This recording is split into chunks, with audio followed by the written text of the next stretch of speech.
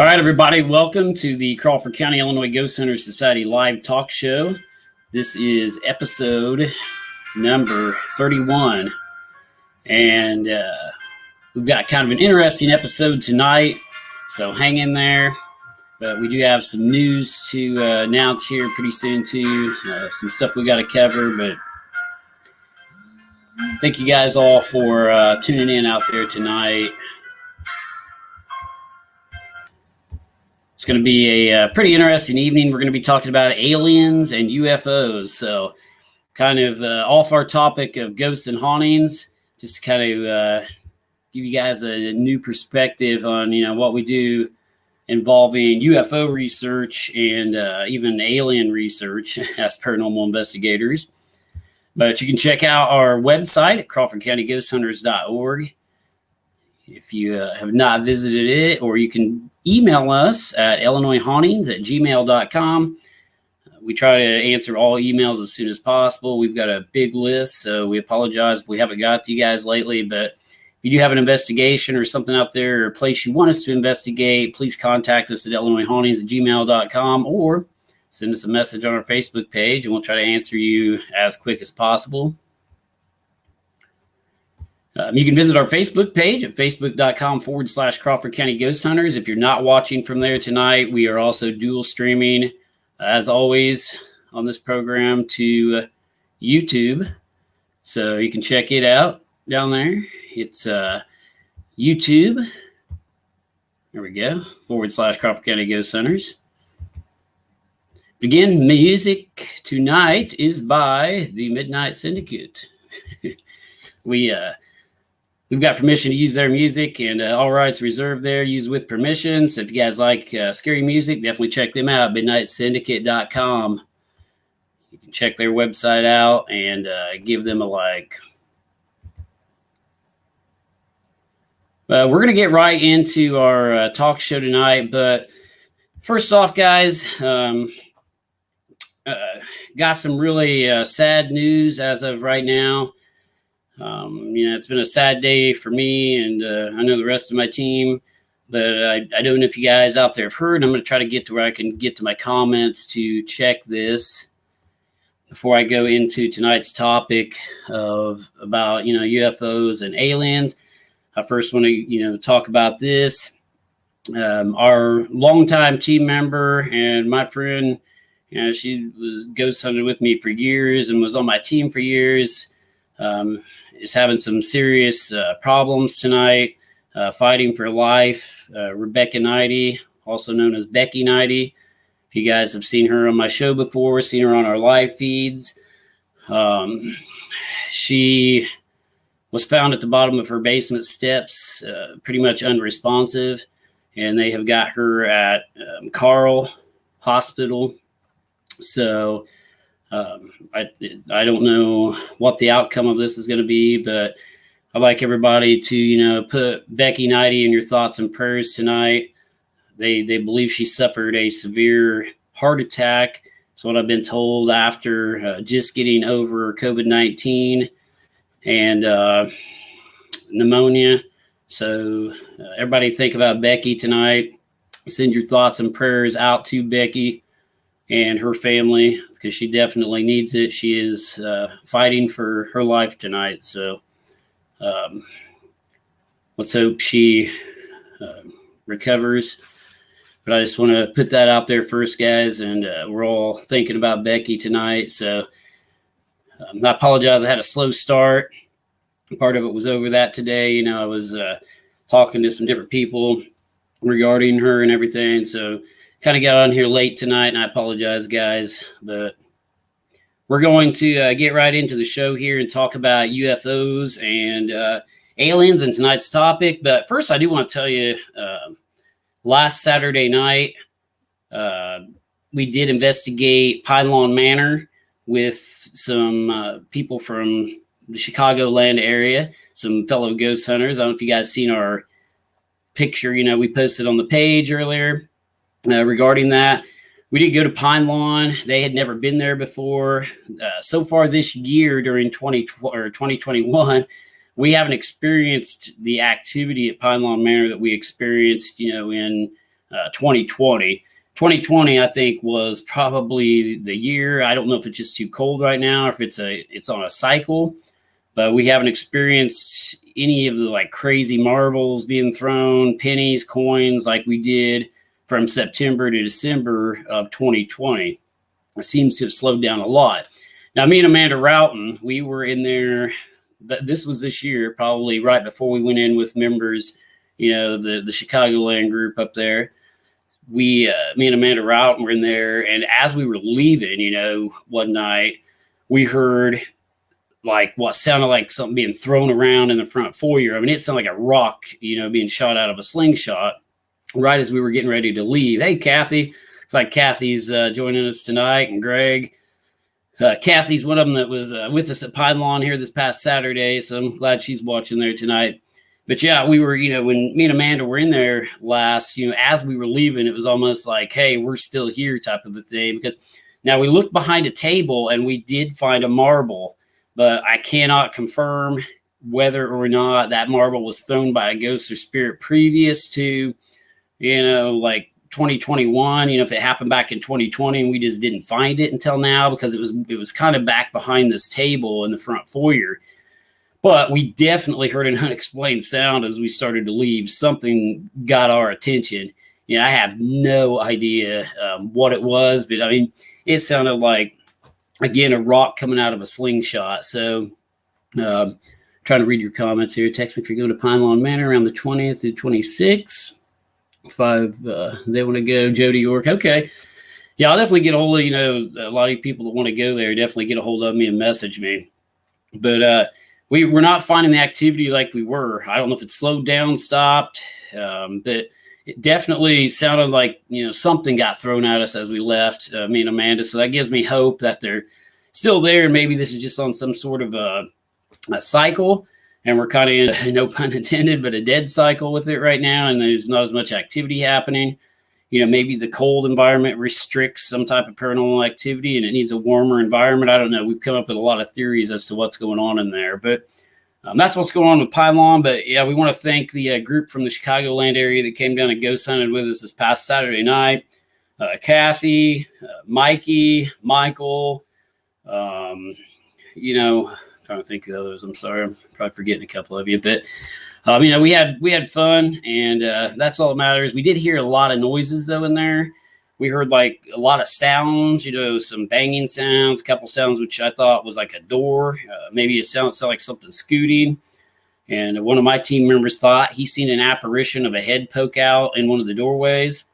So it definitely was not a bust, and we had fun investigating. So again, I want to thank that group that came down from Chicago to investigate. But we're going to get into tonight's topics, and we're going to talk about UFOs. Sorry, I'm getting a lot of private messages here, so my phone's going crazy. But we're going to talk about UFOs and aliens, our involvement with UFO research, alien research. Because as paranormal investigators, we've told you guys before that we don't just investigate ghosts and hauntings. We'll investigate anything paranormal related, whether that be UFOs, aliens, cryptozoology topics like Bigfoot, Sasquatch, any type of unusual phenomena, ghost lights. If we had, a Loch Ness monster around here, we'd investigate that. But we don't really have any big lakes around here for any prehistoric animals to be swimming in. So we haven't really investigated any claims of lake monsters. That would be a new one for me. But we would investigate, that. We've investigated reports of trolls, all kinds of weird things, gnomes, which we don't believe in all this stuff, but we will investigate it, take a scientific approach to investigating it to try to rule out that, this is crazy. But the UFOs and ET thing and aliens, that's logical. And it's something I believe in because I've seen weird stuff in the sky I can't explain. I mean, I definitely believe there's life out there. And during the course of this show, I want you guys to send me your messages and comments of any strange lights that you've ever witnessed in the sky. Definitely let's make this an interactive show, guys. And kind of, just throw your comments up there in the comment box so I can read them. Because I want to know if you guys have ever experienced any type of unusual lights in the sky or even encountered what you believe to be an extraterrestrial or a alien-like being or humanoid-like figure, just let us know. That's tonight's topic, because we've been called into several locations to investigate. One of the cool places, though, that one of the things that happened over in Merrim, Indiana, and I talk about this on my tour, and I believe it was in 1957. Maybe wrong on that, but Rennie Gilham in the Merrim, Indiana area, he experienced what he believes to be a UFO. It was a large craft. I believe he described it like 40 feet in length or diameter, maybe bigger than that. But he said that this thing emitted a light. Now, this is Merrim, Indiana, we're talking, just right across the river here from Crawford County, right over there on the other side of the, in the Indiana side here of the river. So it's like, that's pretty close to home, Merrim, Indiana. And it was a pretty famous sighting back in the day. But this guy, Rennie Gilham, he got burnt so badly that he had to go to the hospital. He went to the doctor, and he had what they thought was radiation or sunburn, like burns all over his face and parts of his body. He was having some problems over it. He said that this craft that he was witnessing emitted this light that beamed down and burnt him, and days later, he was still feeling the effects of, this craft and this beam that shot down out of there and burnt his face. So we're going to be talking about things like that. But that's one of the closest to home, one of the more famous cases, closer to this area that's taken place. But we got called into a location one night, and we're going to go into, what some of this stuff is. Let's talk about, some of this alien stuff, if you guys aren't familiar with it, because, this may be kind of new to you guys. Now, there was a guy named Joseph Allen Heineck. Now, he was born on May 1st of 1910 and died April 27th, 1986. But what Heineck did for the paranormal research field was amazing. It was his 1972 book called The UFO Experience, A Scientific Inquiry. He wrote that book, and he basically categorized UFO sightings. And that's where your UFO, classifications come from, like your close encounters of the first through the third kind. And then eventually it was added on until even there's a close encounters of the seventh kind now. So, hold on, I'm seeing what Greg says here. Jason, I sent you the poster. All messengers for Friday if you can't get it up tonight. Okay, thanks, Greg. Yeah, Greg, costs there, guys. Just to give you guys an update, too, on that, Friday night, I'm going to be on Greg's show, too, which is Shadow Hunters, Paranormal Investigations and Event page. You can find that show. But I am going to be on Greg Koss's talk show Friday night. He invited me onto there, so that's going to be really cool. I thank Greg for inviting me onto that. I've had Greg on my show in the past, and I believe I've been on his show once before this time. But definitely check out Shadow Hunters, Paranormal Investigations and Event page. Sorry if I'm butchering that, Greg, but I think that's the title of it. But I'll be on there Friday night on a talk show, and he's going to be interviewing me instead of me being the host like, I am on this show. So that's kind of relief and relaxing to sit back and just talk with somebody and not have to run everything in the process. But back to the UFOs and the classification system, we're going to talk about tonight, that this J. Allen Hynek basically came up with in his 1972 book. It's, you got close encounters of the first, second, and third kind. And, to have a close encounter, you basically had to be closer than 500 feet is their specification for that, to consider it a close encounter. But there's different classifications. There's daylight disc, that's objects and stuff that are seen in the daylight. And then there is what's called nocturnal lights. And obviously that's nighttime lights that are seen and unexplainable. And then there's radar visual reports of objects that come across. Now, again, the close encounters of the first kind is what we're going to start out talking about. But the nocturnal lights, again, lights in the night sky, daylight disc, UFOs seen daytime, generally having oval shapes, irregular shapes. that do not look like conventional aircraft. And that's the problem, though, you got to be careful with UFO research before we get into this and identification of strange objects in the sky. I mean, we're at an age right now where, we've got unmanned aerial vehicles, UAVs, we've got drones that are unmanned that could be in circular form or disc-like form that have probably been going on for years. So it's extremely hard to classify something as an actual UFO from, outer space that has alien beings, in this thing, because most of your reports and your sightings are going to be conventional aircraft, modern, conventional aircraft or unconventional aircraft that people don't know about, stealth craft, black project aircraft that, the public isn't aware of. Those are a lot of your reports of UFOs, so it's extremely hard to say, that an object you see out in the sky is an extraterrestrial craft or driven by some alien not from planet Earth, because, you can't just classify that. Now, when you actually see something step out of that craft, which we're going to talk about that with these close encounters, that's when, you can say you got something weird. If he steps out and he's got antennas and he's green, that's not normal. But that's what we're going to talk about, the normal things versus the not normal things. The daylight disc, the radar and visual. Now, that's UFO reports that have radar confirmation. These supposedly try to offer harder evidence that the objects are real, although radar propagation can be occasionally discredited, it says, by atmospheric propagation anomalies. There could be blimps in the radar, basically, that may look like something out there, but it's not. So there could be, you could discredit some of the radar confirmation of UFOs as well. You got to be extremely careful with that. But close encounters of the first kind, that's what we're going to start out with here. That is a visual sighting of an unidentified flying object less than 500 feet away that shows, irregular shape and considerable detail and doesn't look like a conventional aircraft. It could be saucer sized. Sometimes they have blinking lights, sometimes they don't. But, if it has a blinking light, most of the time it's going to be a modern aircraft, that if there's blinking lights to it, you've got to look for, you've got to look for the lights blinking. You got to look for strange, is it emitting any type of strange sound or no sound at all, which is even better.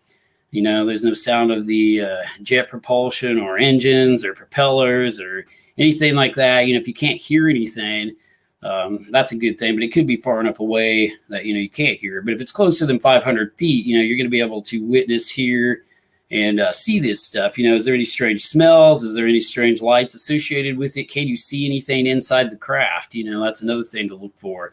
Are there beings inside the craft that you can even recognize or make out their forms or silhouettes? But the close encounter of the first kind is basically you're just seeing the object out there. It's 500 feet or closer to be considered a close encounter of the first kind. You can't explain what that is. So a close encounter of the second kind is where a UFO event in which, the physical effects is felt.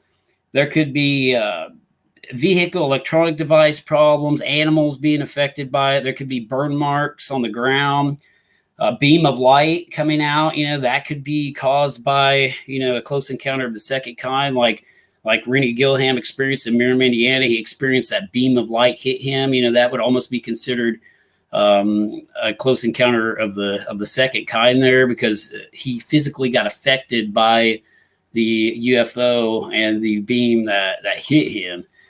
So you basically feel the physiological and the psychological effects. Even it messes with your head.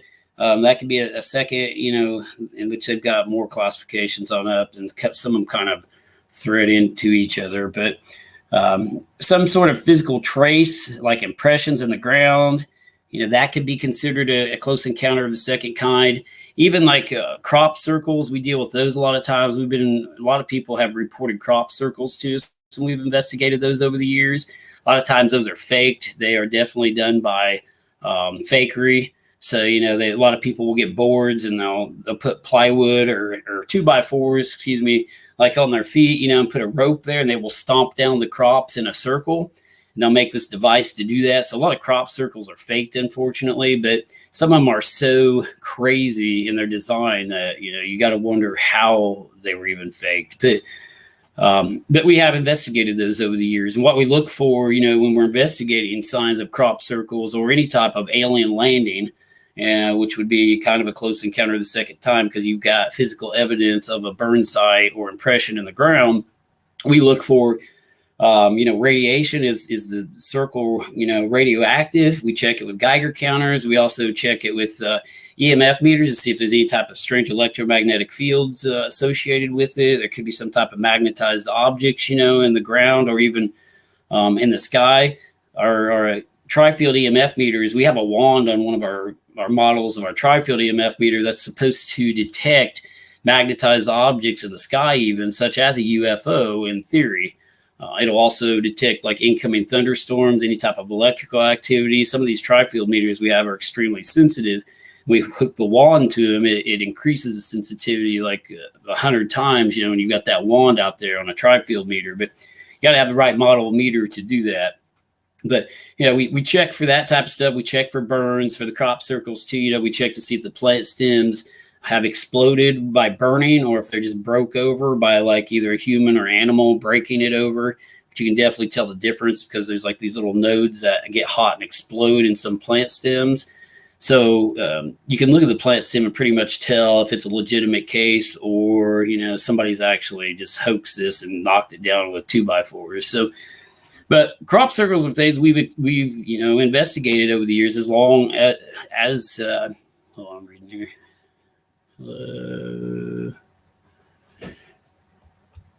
Sorry guys, some of your comments are just popping up, but we've investigated claims of actual aliens, which we're going to get into. We've investigated claims of crafts landing in people's yard, people seeing crafts. So we're going to get into our stories here in a second too, but I just want to get into what these classifications are before we get into our stories. Close encounters of the third kind. Now that's where you actually see a humanoid, robot, human, some type of pilot, alien, extraterrestrial, whatever you want to call it, a gray, inside the craft. You witness an alien being or humanoid-like being. They says, the classification even says it can be a robot in or around the craft. That's a close encounter of the third kind. And then there's like a subcategory of subtypes of close encounters of the third kind too, that kind of classifies where exactly the being or alien was seen. And that is an entity, there's an A, which means he was observed only inside the UFO. B means both. The entity is observed inside and outside the UFO. C is close. The entity is observed near to a UFO, but not going in or out. Then there's D, which is direct. An entity is observed. No UFOs are seen by the observer, but the UFO activity has been reported in the area about the same time. So that means, they've seen a UFO in the past, maybe within the past 30 minutes. Somebody drives out there and you see these gray figures walking toward you. That would be a close encounter of the third kind, D, sub D category. Because you've got something walking towards you, but the UFO is no longer there, is what they're talking about. So E is an entity is observed, but no UFOs are seen. The UFO activity has been reported. I guess that's E, sorry. F, no entity or UFOs are observed, but the subject experiences some sort of intelligent communication. So you're experiencing intelligent communication from this UFO, and there's nothing there. So there's subcategories of close encounters of the third kind, which are kind of weird. They're kind of hard to call out because some of them can be intertwined in what's happening there. But the third kind, that was Heineck scale he came up with, in his basically his 1972 book. But there was more added on later on throughout the years. And that is, that gets into close encounters of the fourth kind, fifth kind, sixth kind, and seventh kind. Laura says, weren't you called out to investigate possible UFO sightings a while back? Yeah, we were, Laura. We were going somewhere. I don't even remember where we were at, but we got multiple calls. And I was going to talk about that later, but since she's mentioning that, it was people were seeing lights in the sky and just freaking out. And I think that was last year. See, last year, 2019. Pretty sure it was last year. But what was going on was the release of the satellites into the sky by Elon Musk, and people were freaking out seeing the satellite release and didn't know what it was, including myself, because I wasn't up on this news, along with millions of other Americans, that we were releasing these satellites into the air, this Starlink satellite system that looks like just multiple lights flying through the sky, and it was just scaring the absolute crap out of people. So, that was a big event that took place. It spawned UFO sightings all over the United States that night that went on, because a lot of people weren't up on the news, and people were calling us. I didn't know what was going on either. And it was actually a couple of viewers watching us go live that said, hey, that's a satellite release. And I started looking it up, and it was like, oh, yeah, that is what that is. So it was debunked pretty quick. We quit looking for little green men that night. It was a cool experience, just because people were calling us so much and seeing these things. So at least we know people are going to call us if they have some strange encounters. But close encounters of the fourth kind, this is an extension of the original Heineck scale. And the close encounter of a fourth kind is pretty much a human is being abducted by a UFO or its occupants. Now, this wasn't included in the original, 1, 2, and 3. This is a fourth kind where abduction has taken place now. And that can be a lot of strange things going on. Says that they can experience their senses of reality, being like messed with. Maybe you have a loss of time. You don't know what's happening. But it says they also include the fourth kind to be dreamlike states, hallucinogenic-like states where you believe you've been abducted too. You think you've been abducted. Maybe you're having dreams every night that, you were taken aboard a craft. And I actually know, I'm not going to say who he is, one of my team members, he thinks he's experienced that. He's not one of my team members that gives a lot, but he's kind of still a team member. But he thinks he has experienced a close encounter of the fourth kind back in the day. But this is where you actually get abducted and bad things. Well, sometimes bad things happen to you when you're abducted. But that's a close encounter of the fourth kind. Now, close encounter of the fifth kind. Now, a lot of people don't even know this exists. Is a close encounter of the fifth kind is a UFO event that involves direct communication between aliens and humans. This type of close encounter was named by ufologist Stephen M. Gears, he was part of the SETI group, guys. And that is CSETI, if you've never heard of that. And that's the Search for Extraterrestrial Intelligence group, basically.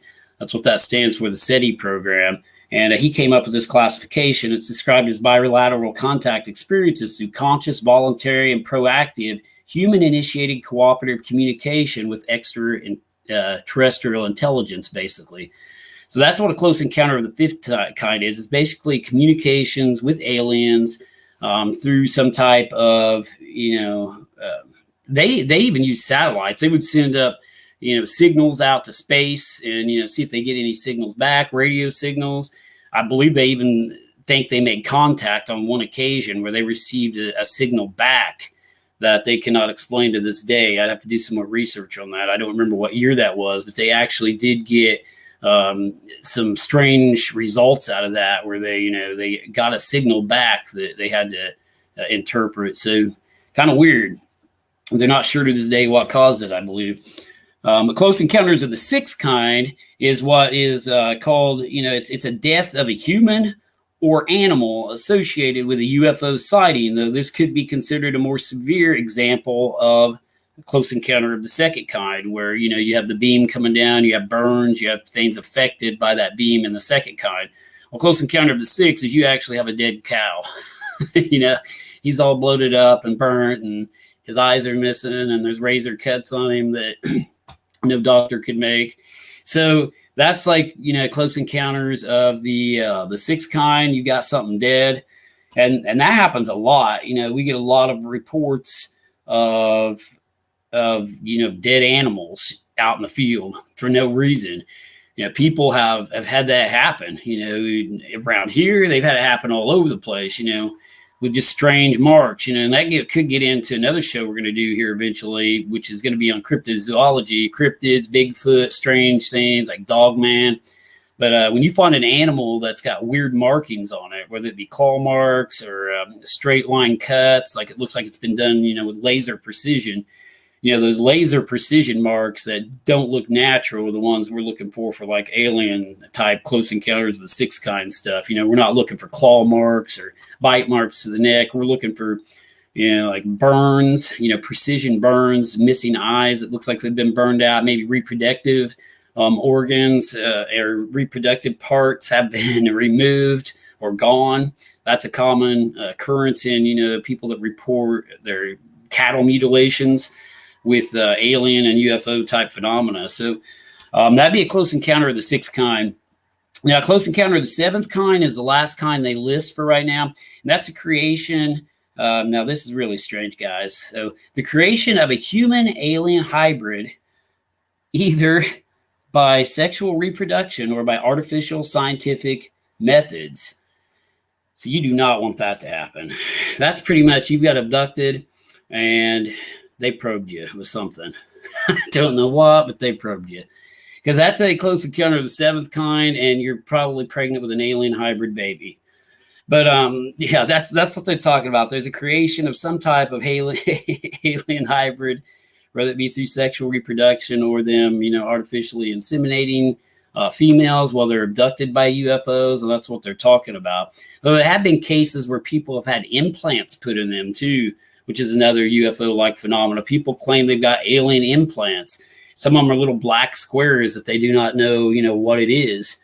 Paula, she says, wasn't there a TV show based on the Heineck experience? I watched something with Heineck investigating activity, but don't remember what it was. It was very interesting, though. Yeah, Paula, that was probably Project Blue Book. I think, Project Blue Book was an actual United States Air Force look into UFOs, and Heineck was one of the scientists and researchers that they pretty much, they listened to him regarding this stuff. They took his, his classifications, they took his knowledge, and he actually helped them with Project Blue Book. That may be what you're talking about, Paula, regarding the TV show. I never watched the show. But I think that's maybe what you're referring to, because I know he was legitimately involved in the real Project Blue Book by the United States Air Force. Now, there was 3 projects that took place with the Air Force that investigated strange, sightings of craft, aliens, and stuff. Project Blue Book was like the 3rd one. I think the first one was called, what was it, Sign or something. It was from 1947 to 1949. The second one was Grudge in 1949, and then from 1952, I believe it was, until 1969, you had Project Blue Book. Now, Project Blue Book officially ended in 1970. The United States Air Force quit investigating claims of UFOs and UFO phenomena. So they didn't. Up until even last year, 2020, they finally released, classified information to the public regarding some UFO videos that the military was keeping top secret. There was a release in 2020, if you guys go and look that up, of documented UFO occurrences. May have been by the Air Force or Navy. I can't remember which one had it, but there was some stuff released last year that was previously pretty much unknown and top secret. So there's a lot of stuff that went on in 2020 involving Project Blue Book stuff. They're still investigating it. I think they formed a new team supposedly last year in 2020 to investigate claims of UFOs and alien-like creatures now. But that's where your big stories of the Men in Black come from too. I'm sure you guys have heard of the Men in Black, but the Men in Black were, often seen after reports. People had reports of UFOs or close encounters, definitely, the 3rd kind or more, where, they've seen these aliens or they've seen a craft land in their backyard, and they start talking about it. They start telling people about it. Well, then suddenly these mysterious Men in Black show up from some secret government organization, who knows what, some black ops organization that shows up to threaten these people, to scare these people. There's even been reports of assassinations take place by these Men in Black. So, they were a real group of people that supposedly, who knows who they were who knows who was in control of this group. So I'm trying to say, it could have been military controlled. It could have been, anything from the CIA to the FBI to the OSS. Who knows who was controlling this group of people? It could have been some private thing. There's also theories as to that these men in black were aliens themselves.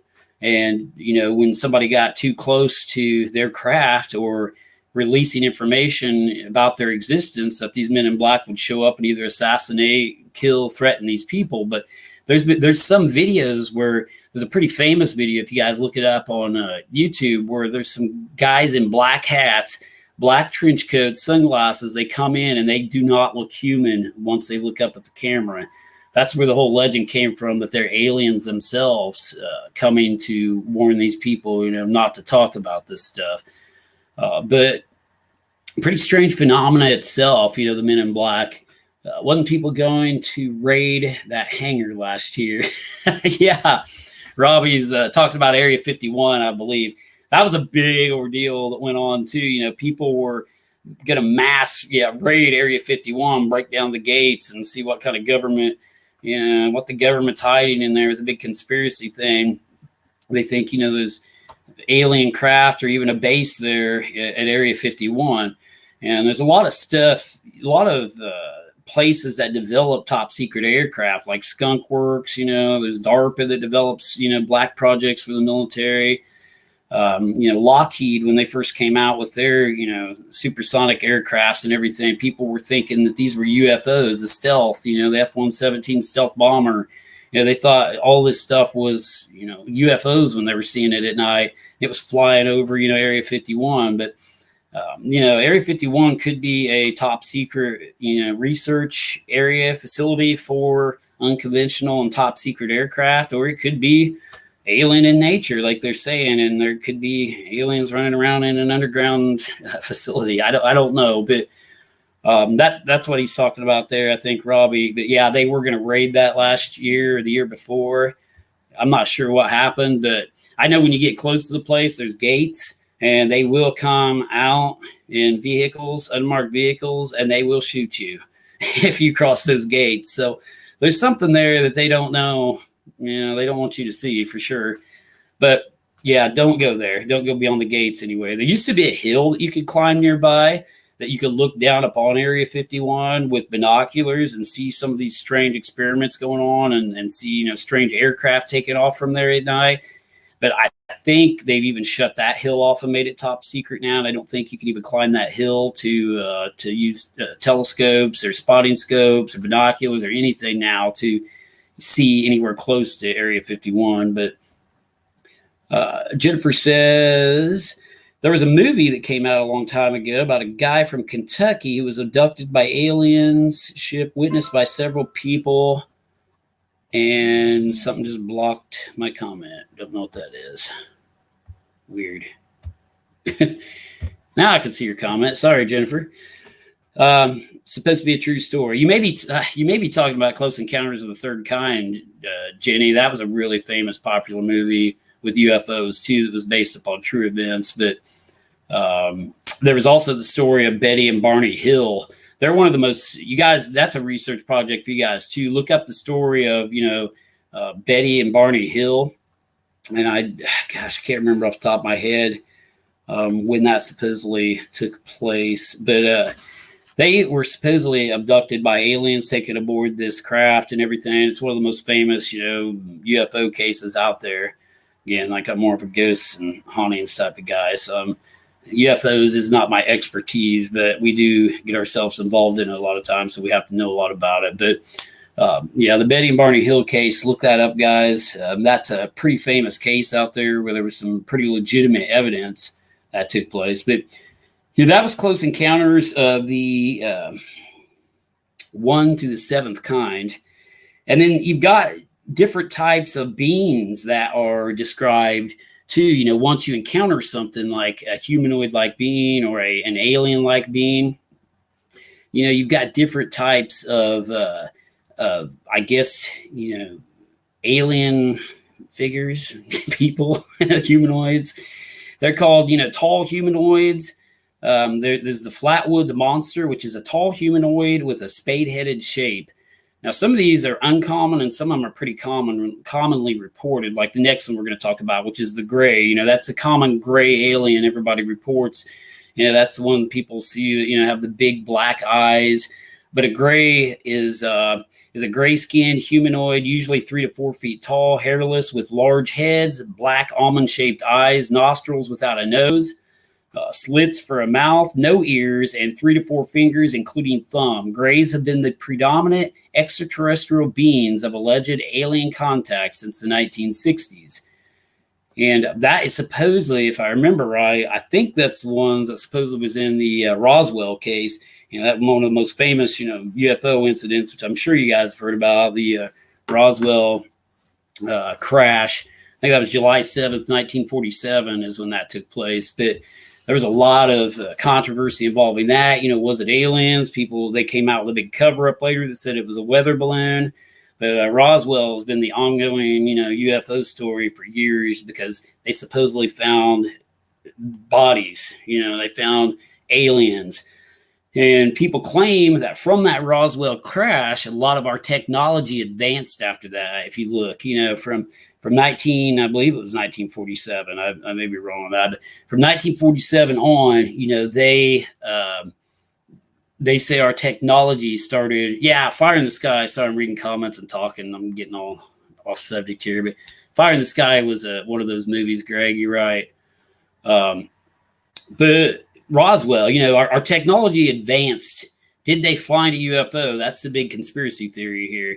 Did they actually, you know, haul in a spaceship from outer space with alien technology on it? And that's how we got a lot of our advanced technology after that, you know. Was the iPhone on board? I don't know. You know, where is this where all this technology that we have nowadays came from? You know, laser technology, all kinds of different stuff. X-ray, you know, it's hard to tell, but they supposedly had this craft, you know, in the hangar, and Area 51, you know, ties into that too. They took it to Area 51 eventually, and they basically re-engineered this craft too to make some of our stealth aircraft. They re-engineered this UFO to make top secret, you know, black project aircraft that nobody knows about. But nowadays, with our unmanned aerial vehicles, our drones, you know, the stuff that we've got out, you can't tell the difference between our stuff and aliens if it came across anyway, because we're too far advanced now that, you know, you just, unless it's just outrageous and, you know, there's like a football field size object floats overhead with little green beans throwing confetti, you know, we can't really say it's an alien. But but that's the grays, you know, they're little fellers with big eyes, and a lot of people report those. And while we're talking about those, we had a report of some of those, so I'm going to go ahead and talk about that report. We got called to a barn south of Oblong, Illinois. Yep, little old Oblong, Illinois. This guy had drove past a barn. He had seen strange lights in the sky, and it kind of illuminated this barn. And he and his wife pulled up to this barn. This has been about 4 years ago now, so it was like pretty recent. I mean, compared to how long we've been investigating, but about 4 years ago, you know, me and Dickerson went out there because this guy said, you know, I saw aliens in this barn when I pulled up. Him and his wife both claimed to have seen gray aliens, the ones I just described, looking out of this barn when they pulled up after they witnessed some type of strange light in the area shining on this barn. So we go out there. I mean, these people are scared to death. I mean, they have no idea what they witnessed. But we went there fairly quick, you know, hoping to catch these gray aliens in this barn. So we go in, you know, we look for tracks. I'm thinking it must have been wintertime because there might have been some snow on the ground like there is out there right now, because I looked all over for tracks and I found a lot of tracks, but most of it was animal tracks. I did find fox tracks. I found what appeared to be coyote, fox, even I think a cat maybe. So, you know, like I was looking through the barn, you know, looking for tracks and everything. So I'm pretty good at finding tracks, but I couldn't find any aliens. Let's put it that way. Dickerson went around one side. I went around the other. You know, we were ready for anything. We were ready for these little gray things to jump out at us and take us to space. And unfortunately, we didn't see any gray aliens. We didn't see any sign of any aliens. We did see a lot of animal sign. Like I said, I saw cat, coyote, fox, a lot of tracks that, could have been mistaken for glowing, eyes had they just got scared, pulled up there, shined their lights into the barn. And, maybe a cat's looking back at them from the hayloft with its glowing eyes. Maybe they were just freaked out and thought that was some type of gray alien looking back at them. I don't know. I'm not discrediting these people or saying that they didn't see what they seen, but we couldn't find any evidence of, a gray alien in this barn south of Oblong. But we did find a lot of animal evidence that could suggest that, it could be debunked as a probably normal animal with its eyes lighting up or something with the car headlights. But they claimed to see them. They claimed they seen these beings walking around the barn, like little 3 to 4 foot gray aliens. They didn't say really that it looked out from the hayloft. I mean, they claimed to see it, and they said it was straight out gray aliens. So I don't know about that case. We couldn't find any evidence whatsoever once we got there. We got there really quick. I mean, we hauled butt down there, but because I want to see some aliens, but I haven't yet. But we've investigated a lot of strange things. Paula Bronx, we were ready for them to take us out. She's got me on what I said. But yeah, we didn't find anything that night. You've also got what's called the Hopkinsville Goblin. Some of these crack me up. I'm sorry, guys. A small greenish silver humanoid. So that's what a Hopkinsville Goblin is. It's a small greenish silver humanoid. And that is often reported also. Then you have the little green men instead of the gray men. Most of the time they're gray, but they have been green before. And they are green humanoids, even though a few abduction or, I'm reading this, guys, it does say anal probe. A few, even though a few abduction or anal probe cases have referred to green skin, no reports has ever involved anything that would fit the classic culture stereotype of little green men. They are included here only for cultural reference. Yeah. So there have been people that have been probed, I guess. I don't know if I can say anal on this show, but I just did. Hopefully Facebook doesn't ban me for saying anal. You don't want that to happen, guys. We guard against that. We try to look behind us at all times when we're investigating. You have what's called a Nordic Alien. And that is sometimes called Space Brothers. Now, these are Nordic aliens, guys. That's what we're talking about now. They are also known as Palladians, I believe is how you pronounce that. Venus, or beings from Venus, tall whites. These are humanoids with stereotypical Nordic features. They're tall, they're human-like almost, is what these are like. And I've heard of this stuff before. It's like tall, blonde hair, blue eyes. These people are like basically, if you want to call it that, godlike humans, almost like taller than us. They've all got blonde hair, blue eyes. They're extremely tall. That's what they call the Nordic features, But it's in several cases, people have had contact with them. It said that they are from ancient Earth, but presenting themselves as ETs in the past. They moved from living on the surface to living underground around the Himalayas area after a natural event. Now, they're saying these beings could even be from underground or past humans that lived here before, which leads us into an interesting theory that I've always thought about regarding UFOs, aliens, and time travel. I always thought, what if we're so far advanced in the future, or, I don't really believe in the whole theory of evolution to where we evolved, from a monkey to the person that quick. I mean, I think there was something in between. Something took something and did something. We're getting into kind of some ancient alien theories here, but I don't know about some of this ancient Earth stuff they're talking about, but a lot of these things people believe they've seen. Sorry, I'm reading your comments. I'm cracking up. This is the backside. Could these aliens, though, getting back to my point here, could these aliens be us in the future is what I'm thinking of. If the human race evolves in the future, Are we actually seeing a time machine, and it's actually a human race that has, evolved or advanced and adapted, and they look like these gray, or we look like these gray people now. Maybe we've lost our hair, our eyes have gotten bigger. Maybe the sun is different in the future, and our skin becomes different. Could these aliens that people are seeing be future people, or us, traveling back in time machines? That's one theory that is out there involving UFOs. And it's something deep to think about. It could be time travel involved. And if time travel is possible, then in theory, time travel is definitely going on now, because if it's ever possible in the future, then it can definitely affect our present. If you think about that, because, if we advance in our technology and our science and physics and everything in the future to the point to where, we can eventually time travel. And even people like Einstein, there was a lot of people that believe, that would happen someday. If it does, it has happened, because, who's to separate the future from the past and the present? So if it happens in the future, they're coming here now or then.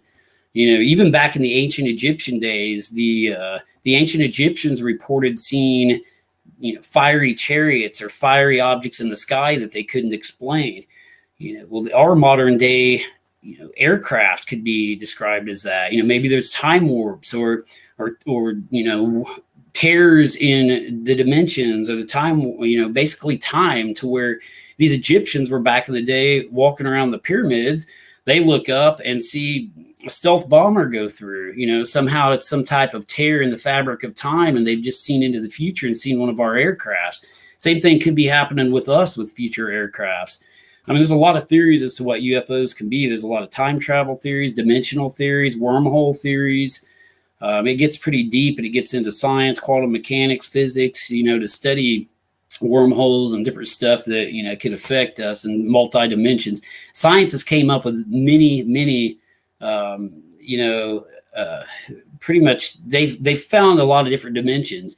They've pretty much proven that other dimensions are real and they exist. So that's crazy in itself. It's like looking into a mirror. You can see into that mirror. You can see yourself looking back. It's almost like that. It's another place exists within the same place that you're existing, only it's on the other side. And that could explain death. That could explain, where we go after we die. It could just be a dimensional doorway that we open up and we're in another, location or dimension. So it gets into a lot of theories, studying UFO stuff, time travel, and what, could be causing this stuff that people are seeing. But,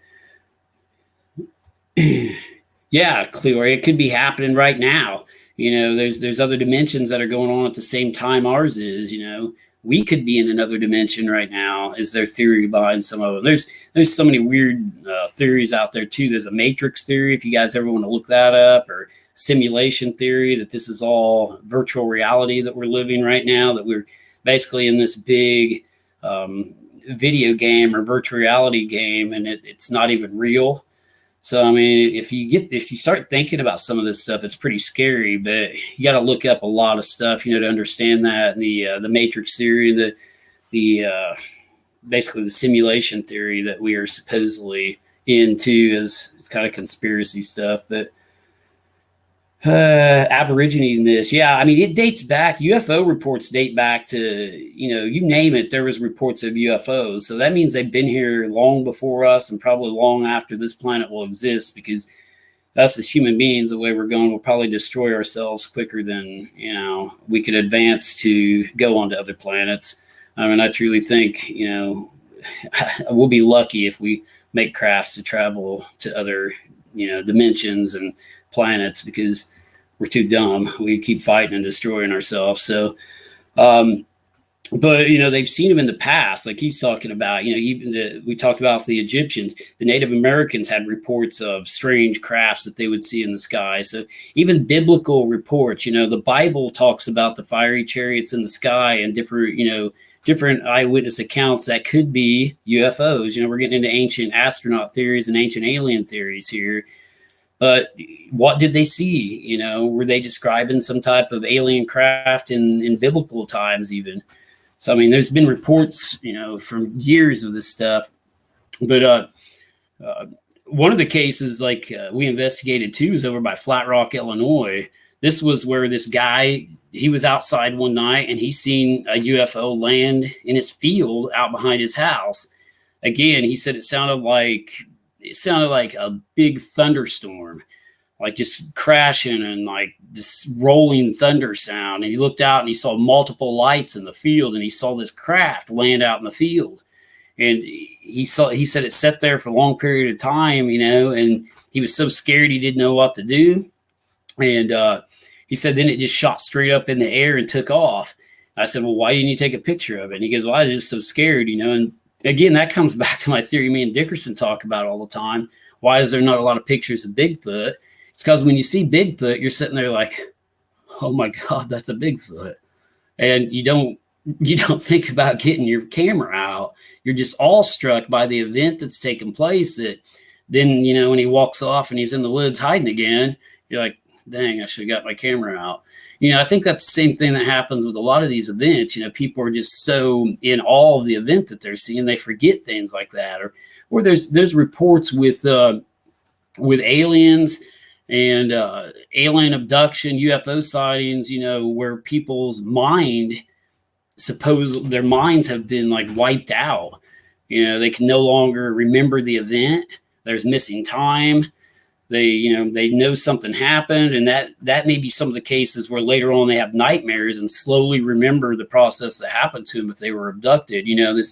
This abduction process comes out piece by piece in dreams. They start having things with dreaming about getting abducted, dreaming about seeing these grays over them and UFOs and stuff, and it's their mind trying to remember what actually happened is the theory behind it. But that may be a thing too. You witness one of these crafts, one of these beings. Do we even know we've witnessed it? They could have some type of mind technology to wipe our brains clean of the event. There may be no recollection in our subconscious mind of the event that took place because they may have, manipulated it somehow. So who knows? Maybe we all have UFO events somewhere out and we just don't know it. But there's a lot of theories behind this and what goes on. Some people believe there's aliens walking among us, that there's aliens posing as people. I'm not going to get into who I think is one right now, but he just got president. But I'm not sure what he is. But probably just lost half my people. But, there could be people out there disguised as aliens, and you don't know who they are. That's one theory of stuff. I'm trying to look up. Then we have, going back to we were talking about Nordic aliens, how they look like people. They look like basically tall, blonde people. You've got the cryptozoological animals that, some people believe that Bigfoot came from a UFO, leprechauns come from a UFO. The Jersey Devil is a good case. She didn't say she's still here. But the Jersey Devil and Bigfoot, there's a big Bigfoot UFO connection where people have had Bigfoot and Sasquatch sightings after they've reported seeing a UFO. So Cleora said that's what I was going to say. But so there's a Bigfoot UFO connection there. Is Bigfoot some type of hybrid alien being that these UFOs dropped off? Was it some type of science experiment where they took a human back in the day and manipulated it through some type of breeding or something and created this Bigfoot like creature and dropped it back off on Earth? Is that what we are? There's theories that we are some type of alien hybrid and we were put here to mine gold. There was a guy called Zachariah Sitchin. He's got a bunch of books out involving this and ancient alien theories, and he believes that we were a species put here basically to mine gold for the aliens. We were basically like their slaves. We were a slave race. And but that goes back into more of the ancient alien theories and stuff too. And there was a Jersey Devil that was reported back in the day. It was called the Jersey Devil. Some people think it came from a UFO. The Chupacabra, which is basically translates into the bloodsucker, the goat sucker, I think. My Spanish isn't great, but the El Chupacabra, that's one of the monsters that was reported that could be associated with UFO-like phenomena. People would see this chupacabra with large wings and fangs and red eyes, and they would see it after a UFO, landed or was seen in the area. Dan makes a pretty good point there. The asteroids with organisms, that could have been an explanation for how anything got here, including UFOs or including us or strange beings. An asteroid could have crashed, meteorite crash. Who knows what those things are carrying from what planet? If that thing crashes on Earth, let's say it has eggs and Sasquatch was from another planet. This asteroid crashes in the middle of South Africa or North America even, and all of a sudden, this thing came from an asteroid, hatched out. Who knows? It's a theory, but that's one of the theories. If there's organisms, microorganisms, and stuff that are carried in on asteroids, but who's to say there wasn't something within a rock, within an asteroid that was bigger than what we knew? If a huge, massive asteroid, cracked and it was some type of thing. There's been also alien and UFO theories that asteroids are UFOs themselves, concealed as asteroids, and they're crashing into the Earth. So a lot of weird conspiracy theories out there. But that did art, Jim Newland, me too. That comment didn't scare me at all. Okay, good. I try not to get too political in here, guys, but I had to say something.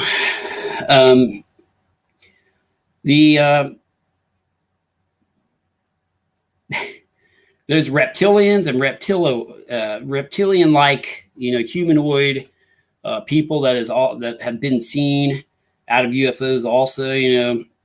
Now people report those as like lizard people. They look like lizards. They have that look. They look like a snake. Again, that could be an evolutionary thing where they developed or left this planet. The dinosaurs. Some people think the dinosaurs evolved into other beings and left the planet, which is really strange. I don't think so. But the bird theory. Where birds or some dinosaurs turned to birds. There's a lot of weird theories out there. We will never know, probably. Trying to look up some more weird beings. Oh, while we're talking about UFOs too, there's a phenomena called rods or skyfish. Now, a lot of times these rods or skyfish are bugs. Now, people were capturing these things on cameras. I'm reading your comments, but these people were capturing these things on cameras. They were looking like rods. Well, it was from slow shutter speeds and different stuff, and these objects moving so fast that it was looking like some type of strange object in the sky, which were nicknamed, rods or skyfish. They've pretty much been debunked as bugs or some type of,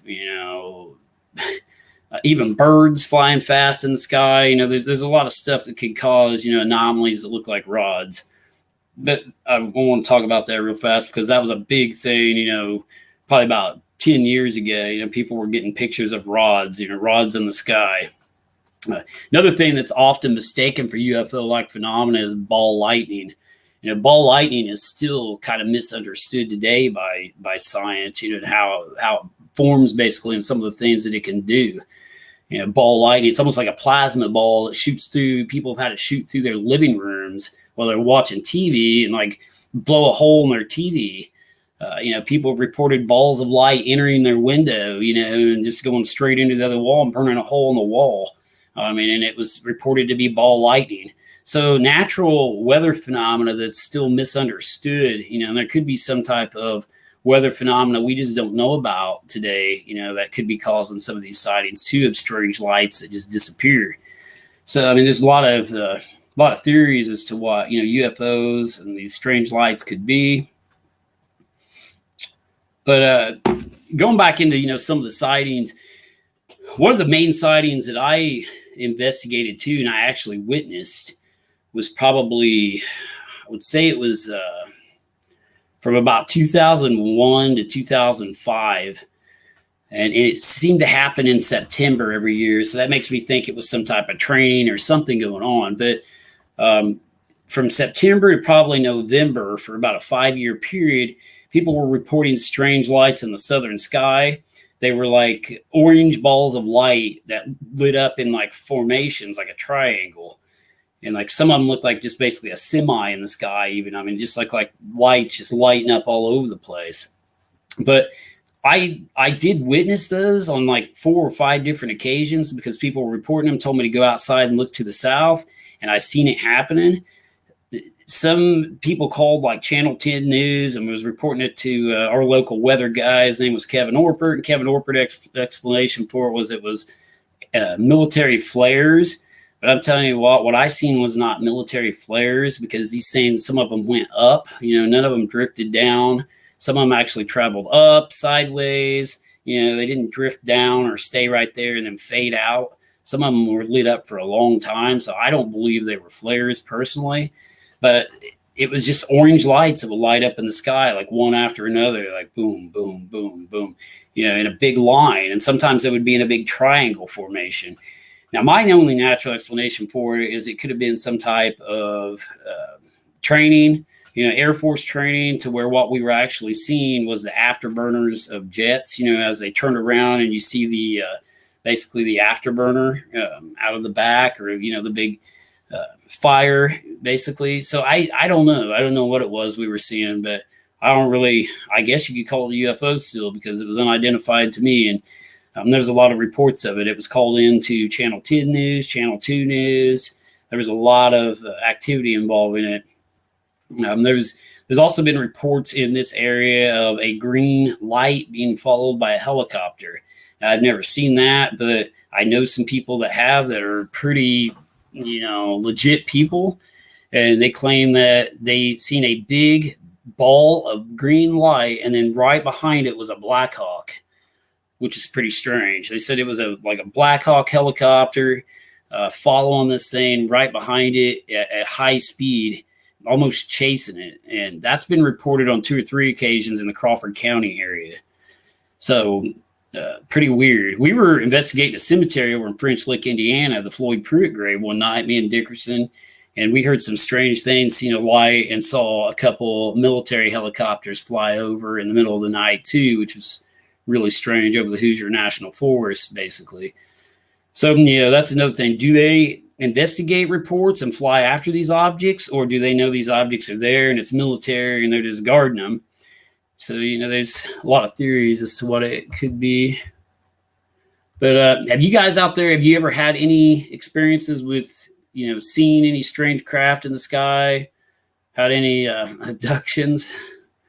I'm not going to say that word again. I might get kicked off Facebook. But have you been probed? I'd definitely like to know if you guys have had any strange experiences out there regarding this type of phenomena. But still reading your comments. Mikey says the book by Jack Finney, though fictionalized, offers great insight stories on time travel, time warps, holes, government projects, and other time traveling theories. Cool, Mikey. I'll check that out. I don't know. We may not have anybody awake out there anymore, but if you guys do have any experiences, let me know. Definitely send them there in the comment box. But just want to kind of go over UFOs and, some of the things we've investigated. We've investigated a lot of claims over the years of different lights, never found any legitimate, stuff that I would say, oh my God, that was an alien. We've never had any close encounters of the 3rd or 4th kind where we actually seen anything or were abducted. Thank goodness. Me and Dickerson are still here after the barn incident. But, like I say, we have investigated stuff. I guess you could say I've had a close encounter of the 1st kind, because I have seen lights pretty close that I don't know what it is. But other than that, I've had no experience, actually seeing something really that I can't explain. Karen says she's awake. Karen Booger. But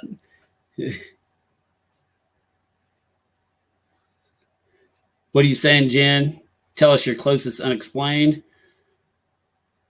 Basically, I mean, the weirdest thing I've seen, if that's what you're saying, is those lights in the southern sky for a couple years. I see them like 2 or 3 years in a row, actually, around the same time period. It was around September to like November time period. They would appear at different times in the southern sky, and I don't know what that is. Why would they come here by accident? Why would they come here by accident? Yeah, that's a lot of theories too, why they would come here, and again, that goes back to some of the ancient alien theories. They may think, that we're a slave race and that we were here to mine gold. And that's this big, if you study the ancient alien theories, that's their thought process, that we were put here, to basically build this place up for them. And we kind of advanced, on our own technology. Try to read your comments. What would they? Oh, what's going on in my comments tonight, guys? But they're really slow. I apologize. They're like popping up late, but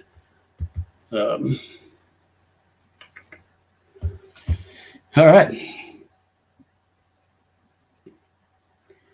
Well, wait, it says back in the 60s. Oh, here's a story. That's what I want. Back in the 60s, my dad and buddy fishing Lawrenceville gravel pits. Lighted object landed. Local paper came out, took pics of brush and trees, broke off, and charred ground. Oh, that's cool. Yeah, I didn't know about that sighting. So back in the 60s, the Lawrenceville gravel pits. I'll have to look into that, Terry. Thank you for sharing that. I appreciate that.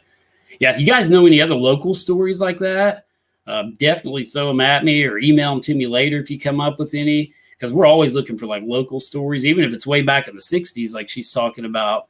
It's kind of hard to investigate now because time is everything. Sometimes when it involves those cases to see if, there's anything there. But sometimes the ground can stay radioactive for years. Or if it charred the earth like that, there could maybe still be signs. You never know. But we'll always investigate legitimate cases. But we try to only investigate legitimate cases because, trust me, we've been called to some unlegitimate cases or told about too that we're just like, I don't think so.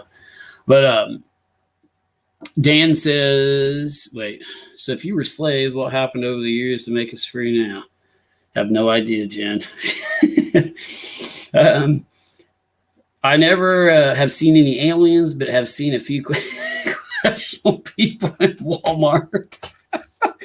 You guys crack me up. Yeah, I've seen a few questionable people in Walmart too, Dan. Seen some tonight. But they're probably questioning me when they give me these masks that I can't figure out how to wear. Like, I went in Walmart here the other night, and they gave me this mask with like fluffy loops on it. It didn't have the regular ear straps. It was on the top and bottom with fluffy loops. So I tried putting it on like underwear, and they looked at me kind of weird, but I broke it. But I'm probably one of those questionable people when I go in Walmart, Dan. Clear says, amazing. Did they drop Rick off? I'll have to tell you about an experience my husband and I had before we were married. A light followed us. Yes, definitely, D. Tell me about that. Yeah, Dad brought him home, Terry said. Wait, I'm confused here. Terry, your dad brought the alien home? Huh. Yeah. Okay. Anyway, I'm getting half of these comments, so I apologize. But yeah, thank you guys tonight for watching. Again, we kind of went off the topic here with aliens and UFOs and, some of the categories behind it. We're probably going to end this show tonight and cover some other different topics next Monday night. But again, check out Shadow Hunters, Paranormal Investigation and Event page with Greg Koss. That's going to be Friday night. I'm going to be on there. I have no idea what we're talking about. Greg always surprises me. I don't know ahead of time, what he's going to ask me. So who knows what that's going to lead to. Could be ghost hauntings, UFOs, Bigfoot. You never know with us. So, my brother Rick, Terry says. Okay, that explains that. I didn't know what you were talking about. You got to be more specific with me, Terry. But yeah, that's funny. But yeah, thank you guys for watching. Definitely check that out Friday night. I'll try to put a link or something up to that show for Friday night. Oh, and I about forgot. We are going to be doing an investigation Monday night also. So there will not be a show next Monday. I just said there'll be a show Monday, but there's not because we got an investigation in Toledo, Illinois. We're going to be investigating the old American Legion, and we're going to be going live. So that's going to be live from Toledo, Illinois next Monday night with a paranormal investigation. They're having strange things go on inside the American Legion there. They've contacted us in regards to coming in to try to explain, the things they are experiencing. They're hearing voices. They're seeing apparitions. and some of the staff is pretty freaked out by it. So I'm pretty excited about Monday night's investigation. That'll be Monday the 15th. So definitely check our Facebook page, guys, for that. And we will be going live this next Monday night at 7 p.m. Central Standard Time. So check that out for Paranormal Investigation, guys. Karen Cass is a very interesting show. Thank you, guys. Hey, Laura, glad you're doing better, Laura. And good night to everyone out there, Diana, Cleora, Dan, Terry. Thank you guys for watching, and I will see you on the next one. Hey, Jennifer, good night. Be safe out there, everyone. It's slick around here. The roads are horrible, so be careful, guys.